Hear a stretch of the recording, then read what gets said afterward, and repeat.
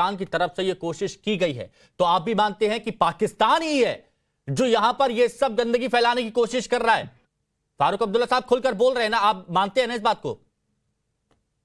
देखिए, फारूक साहब ने बड़ा अच्छे तरीके से स्टेटमेंट दी है कि उन्होंने अपने मैनिफेस्टो में लिखा था कि यार यहाँ पे हम पाकिस्तान से बात करना चाहते हैं, लेकिन इन हालात में ऐसे हालात अगर आप बनाओगे फिर आपसे बात करने मतलब ये पाकिस्तान की तरफ से ये कोशिशें की जा रही है ना, ये आप, क्योंकि देखिए इलेक्शन हुआ, आपकी पार्टी जीती, आवाम ने आपको चुना, तो ये तो सीधे चुनौती आवाम को है ना, आपको है ये चुनौती पाकिस्तान की तरफ से। ये गलत है कि नहीं है पाकिस्तान की तरफ से? देखिए, इस जैसे इंसिडेंट को कोई अप्रिशिएट नहीं कर सकता। वो इंसान हो ही नहीं सकता है कि जो बेगुनाहों के किलिंग्स पे खुश होगा या उसको अप्रिशिएट करेगा। हम स्ट्रांगली कंडेम करते हैं और हमें पीस चाहिए, हमें अमन चाहिए यहाँ पे। हम पिछले 10 साल से बहुत पीछे गए हैं, अब हमें मौका चाहिए लोगों को आगे बढ़ाने का, और हमें जम्मू कश्मीर में तरक्की चाहिए, अमन चाहिए। लेकिन शांति की बात जब की जाती है तो ये भी बहुत प्रबुद्ध लोगों ने कहा है कि शांति के लिए भी कभी कभी हथियार उठाने पड़ते हैं, क्योंकि कुछ ऐसे लोग हैं जो बिना हथियारों के मानते भी नहीं हैं। विजय शर्मा जी, अब क्या एक्शन मोड होगा सरकार का? क्योंकि अब बहुत उम्मीदें हैं सरकार से, क्योंकि जब भी इस तरह की हरकतें पाकिस्तान ने की हैं, जब बेगुनाहों का खून बहाया है, तो उनको जवाब भी दिया गया है। देखिए हिमांशु जी, हमने फौज को खुली छूट दे रखी है, वो समय स्थान खुद चुनती है और इनको मुंह तोड़ जवाब देती है। आपने देखा होगा प्रधानमंत्री मोदी जी ने जम्मू कश्मीर में आकर ही बोला था कि पाकिस्तान अपनी मौत मरेगा, तो आज पाकिस्तान अपनी मौत मर रहा है। आप वहां पाक अधिकृत जो कश्मीर है वहां देखिए, ना सड़क है, ना बिजली है, ना खाना है। वहां किस तरह से नारे लग रहे हैं कि हम भारत में मिलना चाहते हैं। इरशाद साहब, मैंने आपको शांति से सुना, आप शांति से सुनिए, आप बौखलाइए मत, आप बौखलाइए मत, शांति से सुनिए, बौखलाइए मत। आप पाकिस्तान के बारे में दो ही चीजें मशहूर है, सुनिए आप, सुनिए, दो ही चीज मशहूर है, इधर पान उधर फौजा, पाकिस्तान की मौजा ही मौजा। तो इनके यहाँ पान और फौज सिर्फ दो ही है और कुछ नहीं है। इनके यहाँ भुखमरी है, लोग त्रस्त हैं, पाकिस्तान के खुद लोग चाहते हैं कि भारत में मिल जाए। तो पाकिस्तान जो है वो घुटने के बल आ गया है, क्योंकि यही कहते थे, ये वही लोग हैं जो कहते थे आतंकवादियों को ये नेशनल हीरो है। इनके जो थे, जो अभी उनकी मृत्यु हो गई, वो क्या कहते थे कि ये हमारे देश के हीरो हैं, आतंकवादियों को हीरो बनाते थे। आप मुझे बताइए ना, कहते थे ना उन्होंने, जनरल आपके जनरल कहते थे ना, नहीं, सुनिए ना, हमारे प्रधानमंत्री ने कश्मीर ये नहीं कहा जो आप कह रहे हैं। हमारे प्रधानमंत्री ने ये कहा है जो भी कश्मीर की तरफ आग उठाए ना, गोली मारो उसे। जो भी कश्मीर की तरफ आग उठाए, जो भी हमारे देश में घुसने की कोशिश करे, अब वो सोच लिए कौन है। रक्षा मंत्री जी ने बोला है कि हमें अगर सीमा पार करनी पड़ेगी, हम सीमा पार करके भी कार्रवाई करेंगे।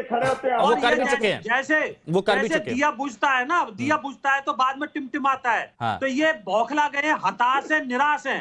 जिस तरह से वहाँ लोकतंत्र जीता है, जिस तरह से निष्पक्ष वहाँ पे इलेक्शन हुआ है, लोगों ने बढ़ चढ़ के वहाँ हिस्सा लिया है। यही बात है विजय जी, यही बात है, सुनिए ना, यही बात है परियोजना कि वहाँ एक तरफ जम्मू कश्मीर में खुशहाली है, एक तरफ जम्मू कश्मीर में शांति है, नए नए प्रोजेक्ट्स आ रहे हैं, विकास हो रहा है। और ये अजीम भट्ट साहब जो वरिष्ठ पत्रकार हैं, वो बखूबी जानते हैं कि कितने सारे प्रोजेक्ट्स जम्मू कश्मीर में आ रहे हैं, लोग इलेक्शन में भागीदारी कर रहे हैं। ये क्या बताता है? ये बताता है कि जम्मू कश्मीर की जो आवाम है वो तरक्की चाहती है। लेकिन अजीम भट्ट साहब, आपको बुरा नहीं लगता जब कश्मीर की खुशहाली के बीच में ये बाधा पैदा करने की कोशिश करते हैं, ये तरक्की के बीच में रोड़े लाने की कोशिश करते? क्योंकि आवाम आपकी भी चाहती है शांति की, आपकी भी आवाम शांति चाहती है, लेकिन कुछ लोग होते हैं जो नहीं होने देते। ये देखिए, बहुत शुक्रिया, मैंने तमाम पैनलिस्ट की बातें सुनी है। मैं उम्मीद करूंगा आपने नॉर्थ ईस्ट देखा, वहां एक मैनिफेस्टेशन है, और आज अभी आप देखेंगे, और हमने मौका दिया है। यदि नेशनल कॉन्फ्रेंस वहां आई है तो ये आपकी स्ट्रेंथ है हिमांशु, कि आपने दिया कि आ जाओ, जो आना चाहते हैं आइए, आप इलेक्शन जीतिए और गणतंत्र की तरह आप करें। इसलिए देखिए पूरे स्वर बदले दिख रहे हैं।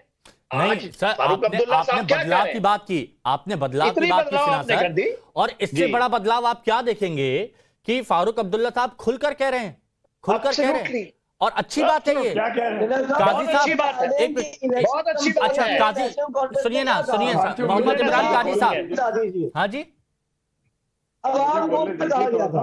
अवाम को इलेक्शन कैंपेन में क्या कहा गया था नेशनल कॉन्फ्रेंस की जानिब से? अगर सेना साहब मुझे ये बता दे तो मैं बड़ा खुश हो जाऊंगा। मोहम्मद ये कहा इमरान गया काजी, था कि खुश होइए ना साहब। हकमा करेंगे। मोहम्मद इमरान काजी से आपका सवाल है। सदर का हकमा करेंगे इसलिए ये शायद मेरा सवाल करना चाह रहे हैं मंसूर। इस बेस पे वोट बता पड़ा। दूं, देखिए उनके मैनिफेस्टो में लिखा था कि जब हम आते हैं तो हम पाकिस्तान से करेंगे बातचीत करेंगे, अच्छे संबंध करेंगे, उनका मैनिफेस्टो में। और आप सुनिए ना, 16 तारीख को तो आए हैं ये। अब यही नहीं, अब दिक्कत तो यही है, दिक्कत तो यही है कि फारूक अब्दुल्ला साहब कहते हैं कि पाकिस्तान से बात करेंगे। सुनिए ना, एक मिनट डाउन करिए, सुनिए ना।